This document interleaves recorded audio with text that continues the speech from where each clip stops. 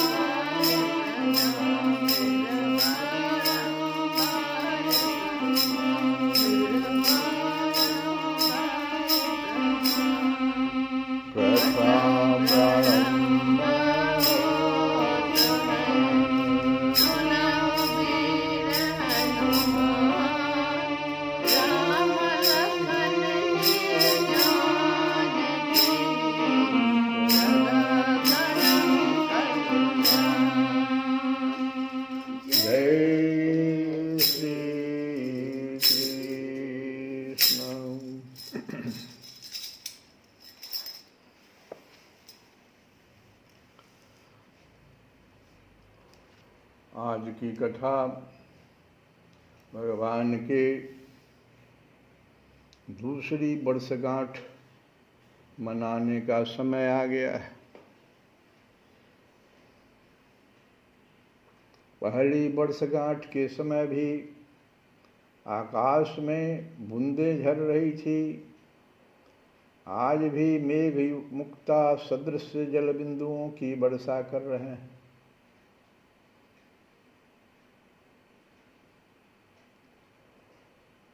गोप सुंदरियां आज भी गीत गा रही है कि आजु भोर तम चुर के रोल, आजु भोर तम चुर के रोल, आजु भोर तम चुर के रोल। गोकुल में आनंद हो तू है, गोकुल में आनंद हो तू है, मंगल धुनि महराने टोल, आज भोर तम चूर के रोले। फूले फिरत नंदयति सुख भयो,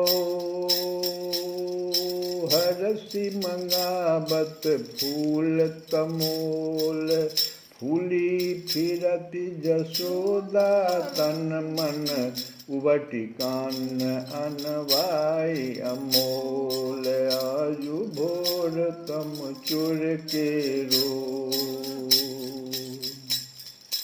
तनक बदन दो तनक तनक कर, तनक चरण पोछति पट झोल,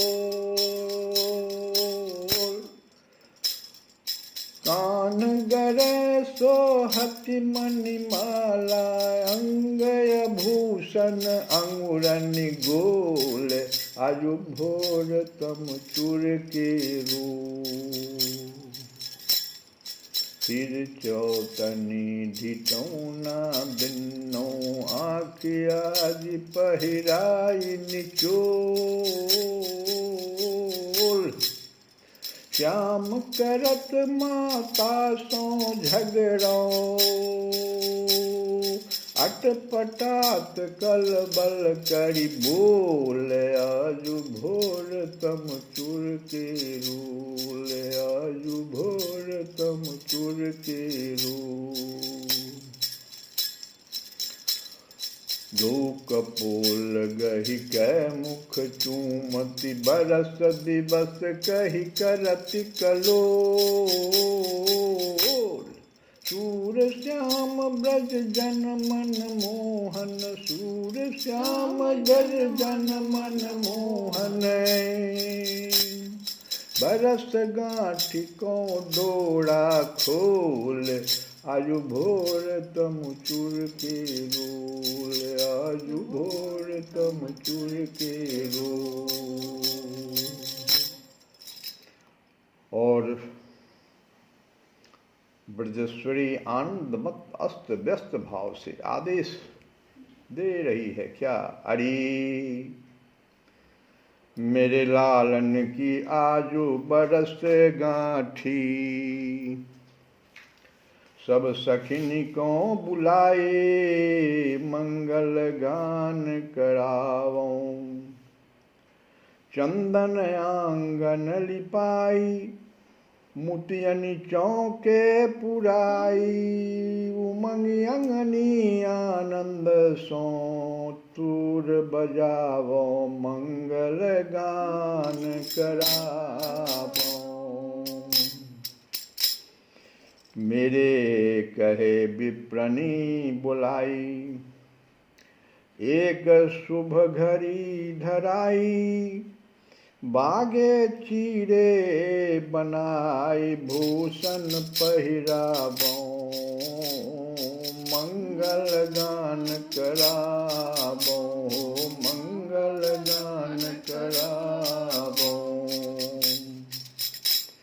अछत दूब दल बंधाई, लालन की गठी जुड़ाई, यह मोही लाहो नैनन दिखरावो, मंगल गान करावो नैनन दिखरावो।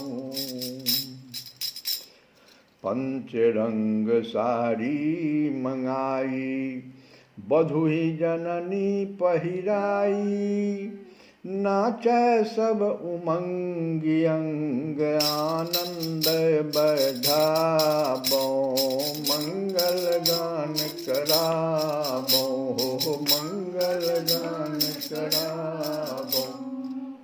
सब सखनी को बुलाई, मंगल गान कराबो, मंगल गान कराबो।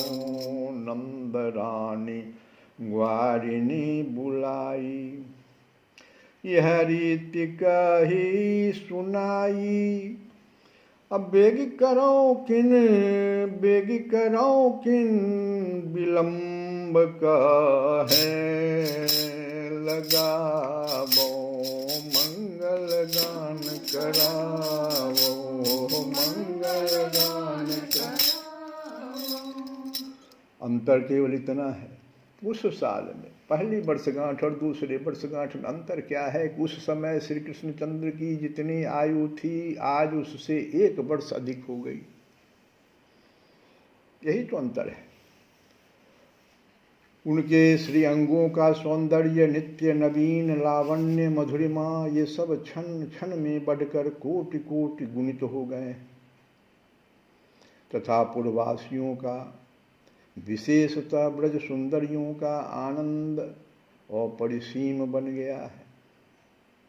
अनंत पारावार रहित आनंद सागर में लहरियों की भांति नाचती हुई ये ब्रज पुरंध्रियां नंद भवन में उत्सव मनाने आई है। मधुर मंगल गान करती हुई श्री कृष्णचंद्र की आज की झांकी पर न्यौछावर हो रही है। उमगी ब्रज नारी सुभग, कान बरस गांठी उमंग, चहती बरस बरसनी, गावही मंगल सुगान, नीके सुर नीकी तान, आनंद अति हर्षनी। कंचन मणि जटित थारे, रोचन दधि फूल द्वारे, कंचन मणि जटित ठार, रोचन दधि फूल डार, मिलवे के तरसनी। प्रभु बरस गांठी जोड़ती, वाछवि पर तृण तोरती, सूर्य रस परसनी। उत्सव अपराह्न में समाप्त हुआ। विप्र पूजा, अतिथि अभ्यागत अर्चना, बंधु बांधव कुटुंब सहभोज, सबसे निवृत्त होकर यशोदा रानी ने अब कहीं नीलमणि को बाहर जाने की अनुमति दिया। दिन भर नीलमणि नहीं जा सके। अब तक श्री कृष्णचंद्र को भवन में रुद्ध रखना जननी की एक भारी विजय है। और भी कितना कठिनाई से, मेरे लाल मैं तुम्हें एक मणि निर्मित मयूर दूंगी। जैसे हट करने लगते कि मैं अब भागूंगा, मैं जाऊंगा। अच्छा रुक जा, मैं तुमको एक मणि निर्मित मयूर दूंगी, उसे तू नचाना। नहीं, इस पर मैं नहीं मानूंगा। फिर कुछ देर के बाद कहते मैं फिर भागूंगा। चले रुक करे, देख मेरे पास एक हीरक गोवत्स है। हीरक गोवत्स खिलौना होता है हीरे का। हीरक गोवत्स इतना सुंदर है कि तू देख कर चकित रह जाएगा। मैंने तुझे देने के लिए ही मंगाया है, तू उसे बलराम को नहीं दिखाना। इस तरह से माँ जो है कहती है कि देखो बलराम के पास ऐसा कोई खिलौना नहीं। इस प्रकार विविध प्रलोभनों में नीलमणि को भुलाकर जननी ने 2 पहर तो बिता दिए, क्योंकि मांगलिक कृत्य के लिए श्री कृष्णचंद्र का घर पर रहना आवश्यक था। साथ ही जननी को भय भी था। कल वाली बात जो याद आ रही थी, पता नहीं यह बाहर जाकर किस गोपी के घर कौन सा उपद्रव मचा दे, उत्पात खड़ा कर दे। और आज सब जो आकर के मेरे यहाँ उलाहना देगी, ये भी बात ठीक नहीं, और उस सब में विघ्न हो जाए। जो हो जननी के आदेश की देर थी। श्री कृष्णचंद्र कूदते फांदते, जहां आदेश मिला कि अब हो गया जाओ, बस कूदते फांदते तुरंत द्वार के समीप पहुंचे। वहां गोप सखा प्रतीक्षा कर रहे थे। उन सबको साथ लेकर वे पल भर में ही राजपथ की सघन तरु श्रेणी में मानो मिल से गए। यशोदा रानी गोप रामाए जान न सकी श्री कृष्णचंद्र किधर किस दिशा में गए। गोपियां भी अपने अपने घर लौटने का उपक्रम करने लगी, पर भीतर से सभी जानबूझकर विलंब कर रही थी, इस आशा से कि मेरे पीछे कदाचित नंद नंदन मेरे घर ही गए हों तो उन्हें यथोत्पात करने का समय मिल जाए। किंतु श्री कृष्णचंद्र आज इनमें से किसी के घर उत्पात करने नहीं गए। वे तो सर्वथा एक अभिनव लीला का सूत्रपात करने एक ग्वालिन के घर गए जो नहीं आई थी। सब आई लेकिन वह ग्वालिन नहीं आई थी आज के उत्सव में। अपने घर में एक आकिनी एक गोपबाला बैठी है। उसके घर के सभी वर्षगांठ महोत्सव में चले आए हैं। शीघ्र से शीघ्र आवश्यक गृह कार्य समाप्त करके नंद भवन में चले आने के लिए उससे भी वे सब कह गए थे, पर श्री कृष्णचंद्र का चिंतन करते करते वह ऐसी भूली कि आज वर्षगांठ है या स्मृति भी खो बैठी। उसके नेत्रों के सामने तो श्री कृष्णचंद्र विविध क्रीड़ा कर रहे थे और वह देख रही थी। वह उसके मन की कल्पना है या भान भी उसे नहीं रहा। वह तो अनुभव कर रही थी कि वास्तव में प्रत्यक्ष नंद नंदन ही है, सखाओं के साथ खेल रहे हैं। 8 घड़ी बीत गई है पर उसे बेचेत नहीं है। उसे ही चेत कराने के लिए श्री कृष्णचंद्र उत्सव समाप्त होते न होते और कहीं न जाकर उसी के घर आए, क्योंकि भाव में डूबी हुई थी। भाव भगवान तो भाव के भूखे होते हैं। अपने घर तुमुल आनंद नाद सुनकर गोपबाला के नेत्र खुल गए। उसने देखा अपनी नवनीरद कांति से भवन को उद्भासित करते हुए श्री कृष्णचंद्र मेरे सामने खड़े हैं। गोप सुंदरी ठीक निर्णय न कर सकी कि यह जागृत है या स्वप्न, पर उसके प्राणों में एक अभूतपूर्व उल्लास भर गया। इतने में बीना विनिंदित मधुराति मधुर कंठ से श्री कृष्णचंद्र बोल उठे। क्या कहते हैं? क्योंरी तू मेरे घर नहीं आई और सब ग्वालिने तो वहां है। और यह कहकर वे हंसने लगे। गोपबाला को प्रतीत हुआ मानो उसके कर्णपुटों में किसी ने सुधा ढड़का दी हो, मधु की धारा बहा ही दी हो। उन्मत्त सी हुई वह उठ खड़ी हुई श्री कृष्णचंद्र की ओर दौड़ी। अब श्री कृष्णचंद्र उसे आते देखकर भागने लगे, पर उसने तो विद्युत गति से आकर उनका एक हाथ पकड़ लिया। छोटे से थे, ये तो बड़ी थी, तो विद्युत गति से आकर उनका एक हाथ पकड़ लिया। फिर तो श्री कृष्णचंद्र को भय होने लगा कि पता नहीं इसने क्यों पकड़ लिया, क्या करेगी। वे हाथ छुड़ाने की चेष्टा करने लगे, पर ग्वालिन हाथ छोड़ जो नहीं रही है। बार बार वे उससे कहते हैं, री तूने मुझे पकड़ा क्यों, छोड़ दे, मुझे विलंब हो रहा है। किंतु वह न तो छोड़ती है न कोई उत्तर देती है, केवल हंसने लगती है। आखिर वे अपने छूटने की युक्ति स्वयं निकाल लेते हैं। कैसे? तो गोप सुंदरी के वक्षस्थल पर झूलते हुए मुक्ताहार को उन्होंने देख लिया,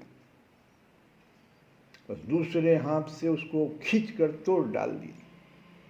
और तोड़ डालते हैं मोती भूमि पर बिखेरने लगते हैं। अस्त व्यस्त हुई गोप सुंदरी उन मोतियों को संभालने जाती। भगवान खेला कर दिए, लीला किए कि मुझको ज्यादा तुम पसंद करते हो कि तुम अपने इस मोती को ज्यादा पसंद करते हो। मोती को बिखेर दिए, हाथ छोड़ दिया। भगवान का हाथ पकड़े हुआ था तो पकड़े रहना चाहिए था, मोती के पीछे चली गई। अब भगवान अब तीसरा लीला करेंगे इस मोती पर कि भाई इस ब्रज सुंदरियों को तो मोती प्रिय है, मैं प्रिय उतना नहीं। वो मोतियां संभालने लगती है तथा इसी बीच में श्री कृष्णचंद्र उनका हाथ छूट जाता है और वे भाग निकलते हैं। गोप सुंदरी ने मोती के 2-4 दाने तो चुनकर अंचल में रख लिए, पर उसे ऐसा प्रतीत होने लगा मेरा मनरूप मणि हरकर श्री कृष्णचंद्र चले गए हैं। अविलंब वह भी उस टूटे हुए मुक्ताहार को हाथ में लिए सर्वथा बावली सी हुई नंद भवन की ओर चल पड़ती है। अभी भी ब्रजराज के द्वार पर गोप वनिताओं की भीड़ लगी है, कोई भी गोप सुंदरी वहां से हटना जो नहीं चाहती। नंद नंदन की चेष्टाओं को परस्पर एक दूसरे से बताकर सभी सुख समुद्र में निमग्न हो रही है। इनके बीच से होकर वह गोपबाला यशोदा रानी के पास चली जाती है। कुछ देर तक तो यूं ही खड़ी रहती है, चकित होकर ब्रजेश्वरी उससे आने का कारण पूछती हैं, पर वह कुछ भी नहीं बोलती। जब यशोदा रानी अतिशय प्यार से उसे अपने निकट बैठाकर उसके सिर पर हाथ फेरती हैं, तब वह किसी प्रकार आत्मसंवरण करके अपनी बात कहती है कि देख मैया, देखा मैं अपने घर अकेली बैठी थी, तुम्हारे नीलमणि ने वहां जाकर मेरा मुक्ताहार तोड़ दिया। इसी समय श्री कृष्णचंद्र वहां आ पहुंचते हैं। जननी के द्वारा दिए हुए खिलौना को जो मणि मयूर माती थी वे साथ ले जाना भूल गए थे, उसी को लेने आए हैं। जननी उन्हें अपने समीप बुलाती है, मुक्ताहार तोड़ने के संबंध में पूछती है। श्री कृष्णचंद्र भी सर्वथा सत्य उत्तर देते हैं। घटना सुनने पर उपस्थित गोप सुंदरियों का हृदय आनंद से भर जाता है। जननी के मुखारविंद पर हंसी छा जाती है। वे पास खड़े अपने नीलमणि को गोद में उठा लेती है और कपोलों का चुंबन करके उनके कान में धीरे धीरे कुछ समझाती है। फिर अपने कंठ का बहुमूल्य मुक्ताहार निकाल करके, तुम क्या उस गोप सुंदरी का मुक्ताहार तुम ले लिया, लो मेरा मुक्ताहार लो, अपना मुक्ताहार निकालकर नीलमणि के हाथ पर रख देती है। ले, यदि मैंने तेरा हार तोड़ दिया है, अब नीलमणि क्या करते हैं सो देखो, ले यदि मैंने तेरा हार तोड़ दिया है तो तू बदले में यह मुक्ताहार ले जा। यह कहते हुए श्री कृष्णचंद्र उस हार को गोपबाला के हाथ पर रख देते हैं तथा अपना मणि मयूर लेकर बाहर की ओर दौड़ जाते हैं। तुम मुक्ताहार ही न चाह रही थी तो लो, मैं और उससे बढ़िया मुक्ताहार तुमको दे देता। यशोदा रानी उस मुक्ताहार को उठाकर गोप सुंदरी के गले में डाल देती है। हार पाकर उसकी क्या दशा हुई यह तो केवल वही जानती है, पर उसका यह अप्रतिम सौभाग्य निहार कर अन्य गोप तरुणियों का तो रोम रोम पुलकित हो उठा। साथ ही उन सब के अंतःस्थल में यह लालसा जाग उठी, ओह कदाचित हमारा भी यह सौभाग्य होता। नंद नंदन के सुकोमल कर पल्लव से स्पृष्ट मुक्ता का एक दाना भी कहीं हम पा जाती। अब देखो ये जो फिर भाव हुआ, ये भाव फिर एक नया लीला करेगा कि मुझे भी एक नंद नंदन के सुकोमल कर पल्लव से स्पृष्ट मुक्ता का एक दाना भी मिल जाता। फिर दूसरे दिन की बात है। मुक्ता एवं प्रवाल से भरी पेटी सिर पर रखे हुए एक बंजारा व्यापारी, जिसको कहते हैं, कहाँ से आ गया एक व्यापारी। दूसरे दिन वो बंजारा ब्रजपुर में मुक्ता विक्रय करने आया। नहीं नहीं, स्वयं भगवान ब्रजेंद्र नंदन श्री कृष्णचंद्र की अचिंत्य लीला महाशक्ति उस बंजारे को बुला कर ले आई। बीथियों में फेरी करते हुए वह राजसभा भवन के पास आया। ब्रजेश का वैभव देखकर उसके नेत्रों में चकाचौंध छा गई। न जाने कितनी देर वह अतृप्त नयनों से नंद प्रासाद एवं सभा भवन की शोभा निहारता रहा। फिर पेटी उठाकर अपने आवास की ओर चल पड़ा। उसके हृदय में स्पंदन हो रहा है, भला इस परम दिव्य रत्नमय ब्रजपुर में मेरे इन क्षुद्र मुक्ताओं का ग्राहक कौन मिलेगा। वो लौट रहा था। इसी समय श्री कृष्णचंद्र सामने आ निकले और पूछते हैं, क्या बेचते हो। वह पूछने लगे कि पेटी उतरवा कर मोती देखने लगे। उतारो पेटी, देखेंगे क्या क्या है इसमें। उन मुक्ताओं में ऐसी ज्योति पहले थी या नहीं कहना कठिन है, पर जिस क्षण श्री कृष्णचंद्र की उन पर दृष्टि पड़ी उस क्षण से तो उसकी चमक दमक ऐसी बढ़ गई कि सारे ब्रजवासी उन्हें देखकर थके से जड़े से रह गए। अब नंद नंदन तो उन मोतियों को लेने के लिए मचल उठते हैं। निरखी नैन अरुझयो मन मोहन रटत देहु कर बारंबार, रटत देहु कर बारंबार।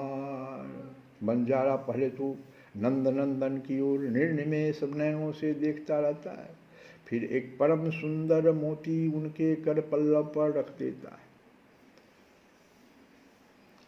है तो मोती परम सुंदर, लेकिन मोती का मूल्य इतना अधिक कि सुनते ही ब्रजेश्वर भी चकित रह जाते हैं।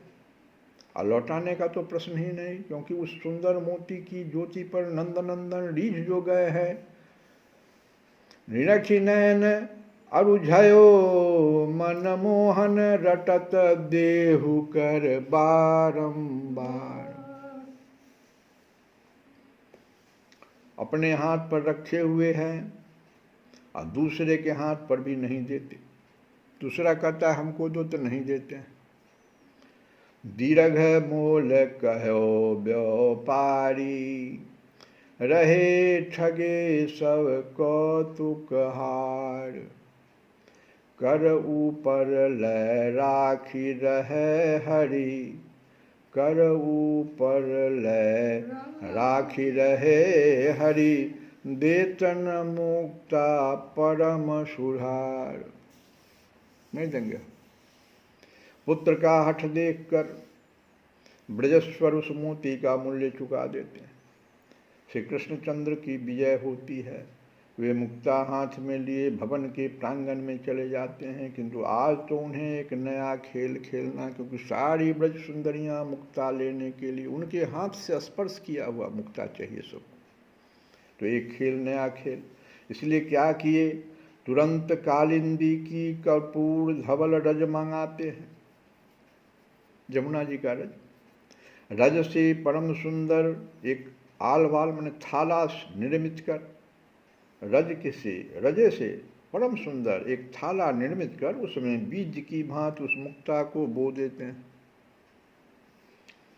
गोकुलनाथ भये, गोकुलनाथ बये जसुमति के बोए, गोकुलनाथ बये जसुमति के आंगन भीतर भवन मझार, आंगन भीतर भजन भवन मझार। अपने नीलमणि का यह कौतुक देखकर जननी हंसी रोक नहीं पाती कि ये कहीं जन्मेगा। हंसती जसोमती मात कहती करत मोहन कहा। क्या कर रहे हो, यह नहीं जानती बात, ये करता सब जगत की, ये तो जगत के लिए कर रहा है। किंतु क्षण भर बाद ही यशोदा रानी के आश्चर्य की सीमा नहीं रहती। ओह, मेरे नीलमणि की अंजलि से जल गिरते ही उस मुक्ता बीज के स्थान पर तो अंकुरोदय हो गया। स्पष्ट दो पत्र विकसित हुए, विरूध निर्मित हो गया, मुक्ता तरु बन गया, शाखाएं फूट निकली, मंजरियां लग गई, फल लग गए, फलभार से मुक्ता तरु नत हो रहा है, राशि राशि मोती झर रहे हैं। क्षणों में यह कैसे हो गया। कि कल जो असंभव जो तुम लोगों को लग रहा था, देखो आज संभव हो गया। शाखा पत्र भय जल मेलत, शाखा पत्र भय जल मेलत, फूलत फरत न लागी बार। क्षण भर में ऐसा हो गया। यशोदा रानी यह नहीं जानती कि जिसके लिए श्रुतियां अब कहती है, अब यहाँ पर जो संशय जिसके मन में हो रहा है, तो श्रुतियां यहाँ आ जाती है कहने के लिए, वेद आता है कहने के लिए कि सुनो भाई, तुम लोगों को शंका नहीं करना है। क्यों शंका नहीं करना है? ये तस्य वा अक्षरस्य प्रशासने गार्गी सूर्या चंद्रमसौ विधृतौ तिष्ठतः। इस अक्षर के ही प्रशासन में सूर्य चंद्र विधृत हैं, स्थित हैं, नियम से उसकी आज्ञा का पालन करते हैं। वा अक्षरस्य प्रशासने गार्गे वा पृथिव्यौ विधृते तिष्ठतः। एतस्य वा अक्षरस्य प्रशासने गार्गे निमेषा मुहूर्ता अहोरात्राण्य धर्मसा मासा ऋतवा संवत्सरा इति विधृतास्ति। इस अक्षर के ही प्रशासन में निमेष मुहूर्त दिन रात्रि पक्ष मास ऋतु संवत्सर विधृत हैं, स्थित हैं। कभी उस अक्षर द्वारा निश्चित कर्तव्य की अवहेलना नहीं कर सकते, कोई अवहेलना नहीं कर सकता है। इतने दिन का यह मास है तो मास होगा, इतने दिन का ये ऋतु है तो ऋतु होगा, इतने देर का ये मुहूर्त है, निमेष है, दिन है, रात्रि है, पक्ष है, संवत्सर है, कोई अवहेलना नहीं कर सकता।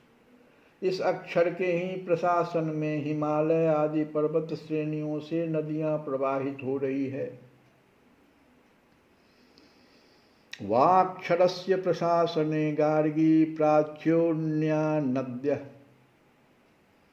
और भी सिर्फ नदी प्रवाहित ही नहीं है, जो पूरब की ओर प्रवाहित कर दी गई है वे पूरब की ओर ही बह रही है कि नहीं? ऐसा जो नदी पूरब की ओर प्रवाहित हो गई तो पूर्व में प्रवाहित होगी, जो पश्चिम की ओर प्रवाहित कर दी गई वो पश्चिम की ओर ही प्रवाहित होगी। इस अक्षर के शासन ने जिन जिन की गति जिस जिस दिशा की ओर कर दी है उसका ही अनुसरण वे कर रहे हैं। कभी अक्षर के द्वारा निर्धारित क्रम का उल्लंघन नहीं कर सकते। तो फिर एक अंकुर मोती अंकुर हो गया तो क्या होगा?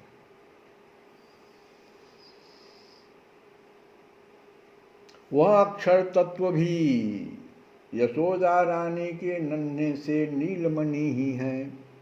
कौन है वो अक्षर? मैया नहीं जानती कि मेरे इस छोटे से नीलमणि में समग्र ऐश्वर्य, समग्र धर्म, संपूर्ण यश, संपूर्ण श्री, समस्त ज्ञान, समस्त वैराग्य नित्य वर्तमान रहते हैं। जगृहे पौरुषम रूपम, ये मद्भागवत में आया, श्रीमद्भागवत में आया है कि जगृहे पौरुषम रूपम भगवान्नम मदादिभिः संभूतं खोडस कलमादौ लोकसी शिक्षया यस्यां भसिष्याशयानस्य योगनिन्द्रां वितन्वतः नाभिहृदाम्बुजदादाशी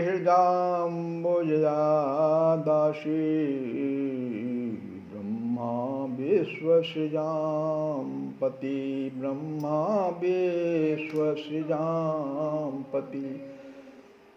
विन के नाभि सरोवर से एक पद्म की अभिव्यक्ति हुई एवं उस पद्म से ही प्रजापतियों के अधिपति ब्रह्मा उत्पन्न हुए थे, जिनसे समस्त प्रजा की सृष्टि हुई। बोलो श्री कृष्ण भगवान की जय। मैया को यह पता नहीं कि मेरे इस सांवरे सलोने 2 वर्ष के पुत्र की लीला अमोघ है।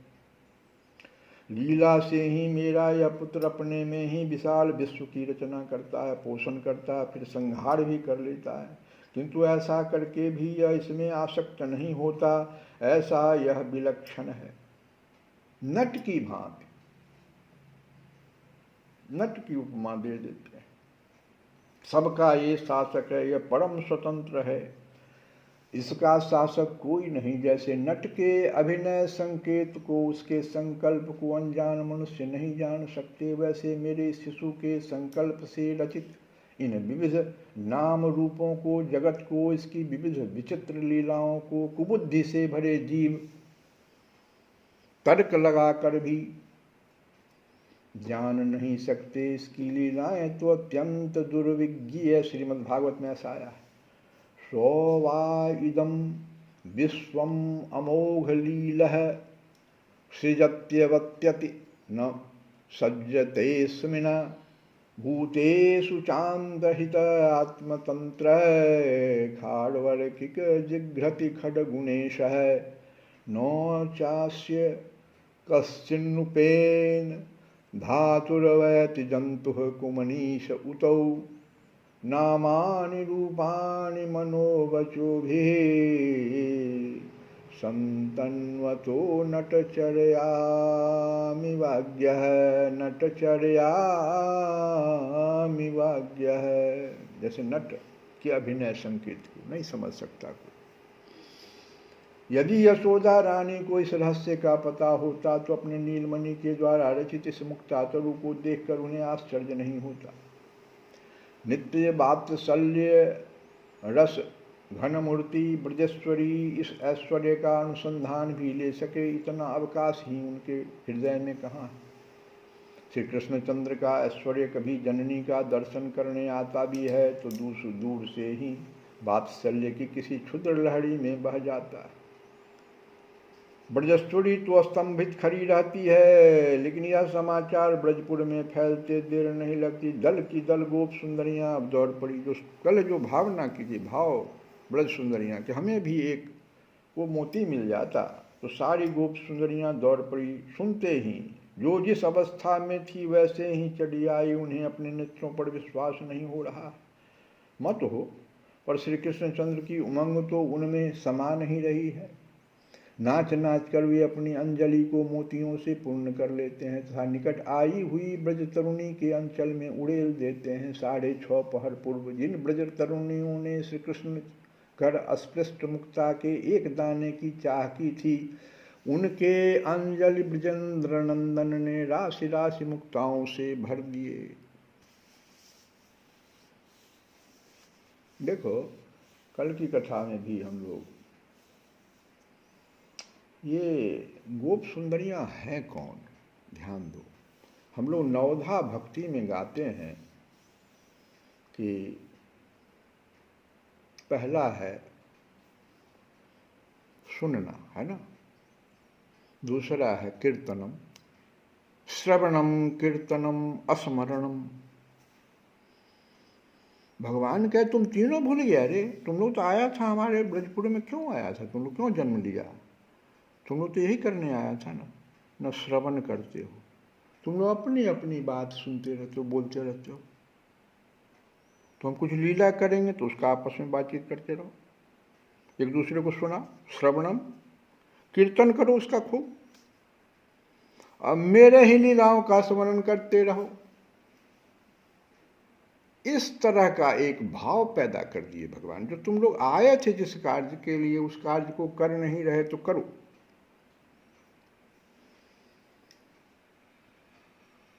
अगणित गोपों ने, ब्रजेश्वर ने भी इस मुक्ता तरु के दर्शन किए। ब्रजराज ने तो यह सोचा यह बंजारा नरलोक का प्राणी नहीं था। जो आया था जो बंजारा, ये नरलोक का प्राणी नहीं था। कोई सिद्धलोक के पुरुष इस वेश में आए थे, अथवा मेरे इष्ट देव श्री नारायण की यह माया है। नारायण की स्मृति से उनका हृदय भर आया। ब्रजेश्वरी ने भी अपने मन का समाधान ऐसे ही किया। वह मुक्तातरु तो अदृश्य हो गया। जो मुक्तातरु वहाँ उतना मुक्ता पैदा किया, वो तो तरु अदृश्य हो गया, पर मुक्ता के दाने ज्यों के त्यों बने रहे। यह सत्य है या स्वप्न, इसकी परीक्षा के लिए उन ब्रज तरुणियों ने उन दानों को मुक्ताहार में पिरोया। हार को वे सदा हृदय पर धारण किए रहती हैं। देखो अब याद कराने के लिए कि देखो याद करो मेरा हमेशा, ले लो अब यही जिसका तुमको लालसा है बस उसको मैं दे दिया। अब तुम लोग अपना अपना हार पहन के मेरा हमेशा याद रखो।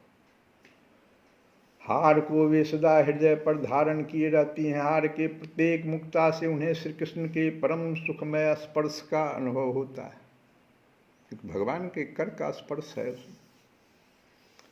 प्रत्येक में उन्हें श्री कृष्ण चंद्र की छवि अंकित प्रतीत होती है। यह मुक्ताहार उनका जीवन हार बन गया।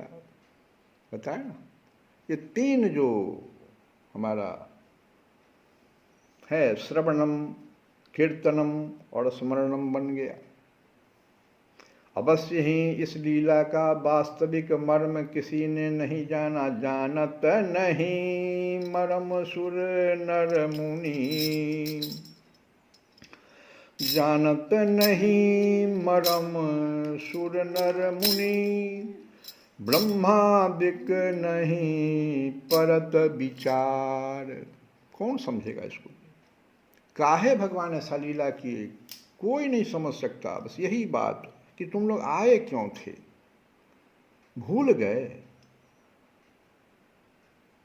एक गोप सुंदरी का तो उन्होंने मुक्ताहार तोड़ दिया, इसलिए तोड़ दिया कि तुम हम हाथ जब मेरा तुम पकड़े, अभी तक तुम मेरा भाव कर रहे थे। एक तो तुम आए नहीं वर्षगांठ में, भाव मेरा कर रहे थे यहाँ बैठे बैठे, और हम जब देख लिए हम आए तुम्हारे पास तो तुम हाथ मेरा पकड़ लिए। हाथ पकड़ लिए तो पकड़े रहना चाहिए। जब मुक्ताहार तुम्हारा तोड़े तो हाथ को पकड़े रहना चाहिए। तो तुम मुक्ताहार के पीछे लग गए। भगवान याद दिला रहे हैं सभी जीवों को कि तुम क्यों आए थे यहाँ। जानत नहीं मरम सुर नर मुनि, ब्रह्मादिक नहीं परत विचार। सूरदास प्रभु की यह लीला, सूरदास प्रभु की यह लीला। ब्रज बनिता पहिरे गुहिहार, ब्रज बनिता पहिरे गुहिहार। जानत नहीं मरम सुर नर मुनि, ब्रह्मादिक नहीं परत विचार। श्री कृष्ण गोविंद हरे मुरारे, हे नाथ नारायण वासुदेव। ओ हे नाथ नारायण वासुदेव, हे नाथ नारायण वासुदेव। श्री कृष्ण गोविंद हरे मुरारे, हे नाथ नारायण। ओ सूरदास प्रभु की यह लीला, ब्रज बनिता पहिरे गुहिहार। सूरदास प्रभु की यह ब्रज बनिता पहिरे गुहिहार। जानत नहीं मरम सुर नर मुनि, ब्रह्मादिक नहीं परत विचार। श्री कृष्ण गोविंद हरे मुरारे, हे नाथ नारायण।